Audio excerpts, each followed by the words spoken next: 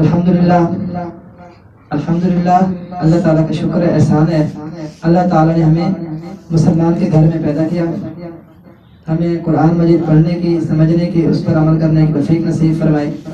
اس لیے ہم سب کو چاہیے جہاں بھی کہیں پر بھی مسلمان ہے، جو بھائی اس ویڈیو کو دیکھ رہا ہے، اس کے لازم ہے، اس کے ذمہ ہے کہ خود بھی اس کو توجہ دھیان سے دیکھے اور آگے بھی شیئر کرے۔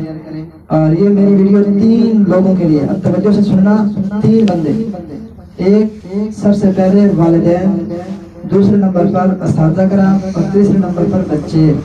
تو ہم کوشش کریں، ہمارے والدین کی ذمہ داری ہے، ہم جس طرح اپنی اولاد کو، اپنے بچوں کو دنیاوی تعلیم کوشش کرتے ہیں اعلیٰ کے اعلیٰ معیار پر دی جائے، اور اسی طرح ہم کوشش کریں کہ دینی تعلیم بھی اعلیٰ کے اعلیٰ معیار پر دی جائے۔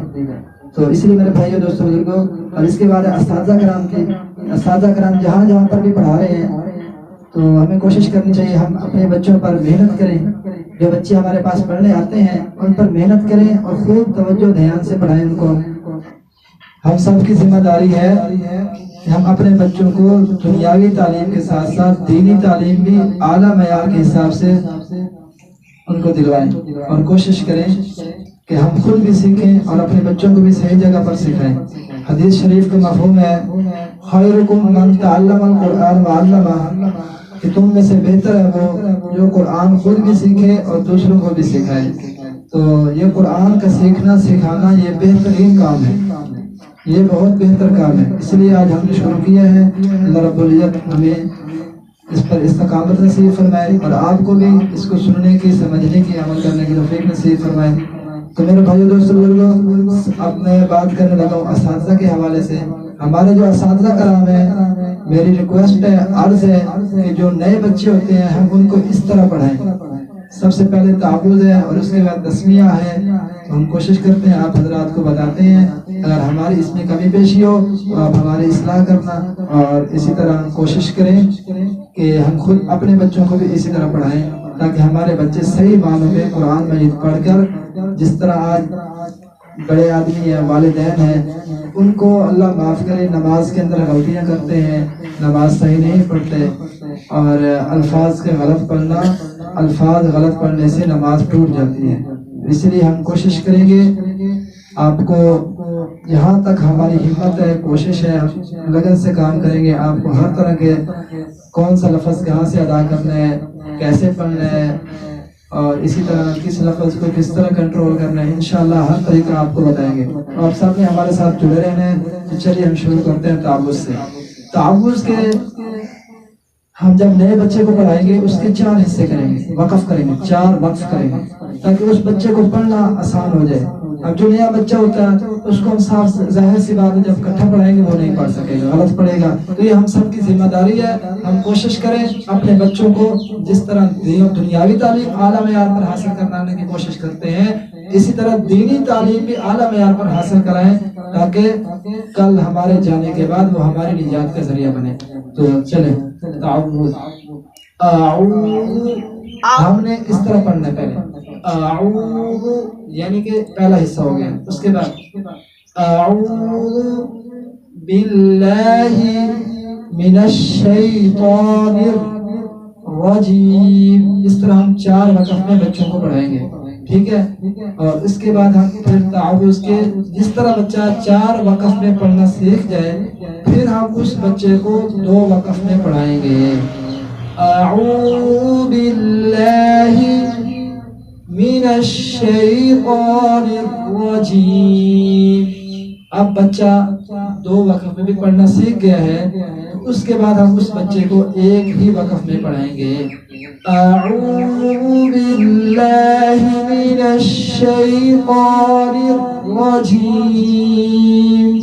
ٹھیک ہو گیا؟ اب ہمارا تعوذ کمپلیٹ ہو گیا۔ جب ہم اس طرح تعوذ کو پڑھائیں گے، انشاءاللہ میں امید کرتا ہوں کوئی بچہ بھی ایسا نہیں ہوگا کہ جس کو قرآن صحیح پڑھنا نہیں آئے گا۔ اس لیے میرے بھائی آگے چلتے ہیں تسمیہ کی طرف۔ تو تسمیہ اس کو بھی ہم ایسے پڑھیں گے، بسم اللہ الرحمن الرحیم۔ جب ہم بچے کو تھوڑا تھوڑا کر کے پڑھائیں گے اور خوبصورت کر کے پڑھائیں گے، انشاءاللہ بچہ بھی خوبصورت پڑھے گا۔ اب جب بچے کو 3 وقف میں پڑھنا آ جائے پھر ہم اس کے 2 وقف کریں گے.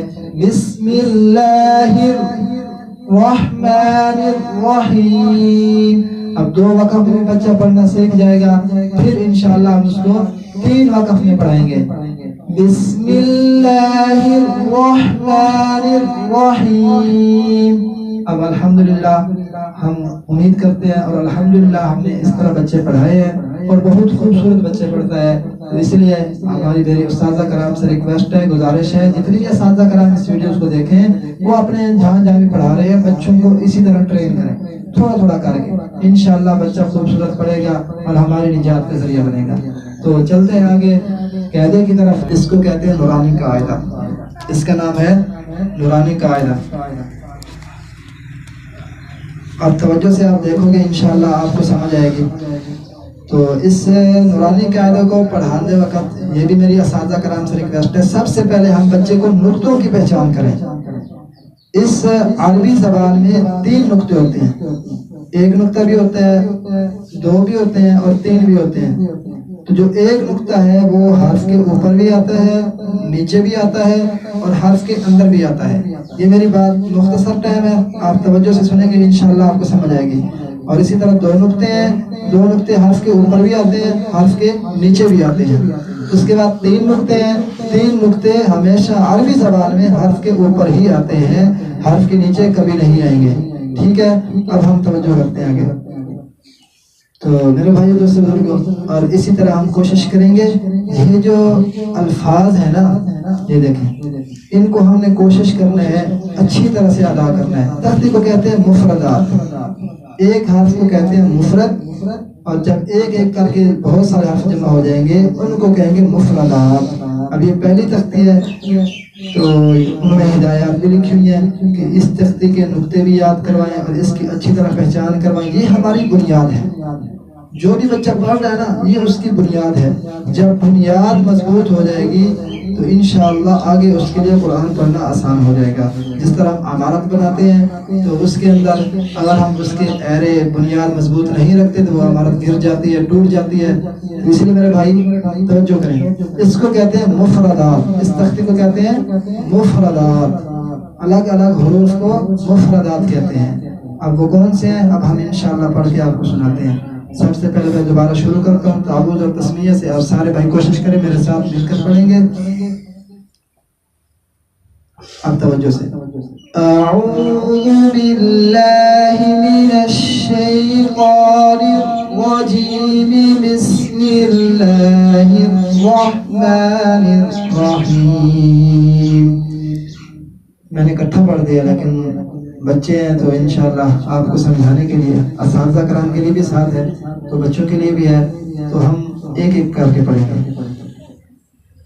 اعوذ باللہ من الشیطان الرجیم.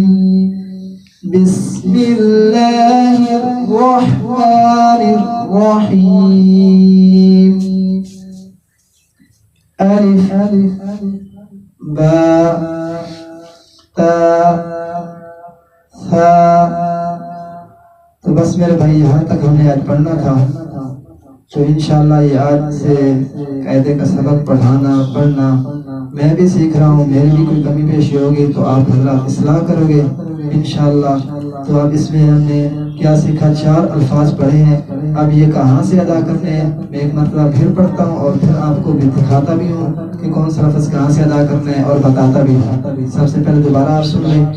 الف با تا ثا. الف با تا ثا. سب سے پہلے تعوذ. اعوذ باللہ من الشیطان الرجیم. بسم اللہ الرحمن الرحیم. اب دوبارہ پڑھتا ہوں. اعوذ باللہ من الشیطان الرجیم. بسم اللہ الرحمن الرحیم.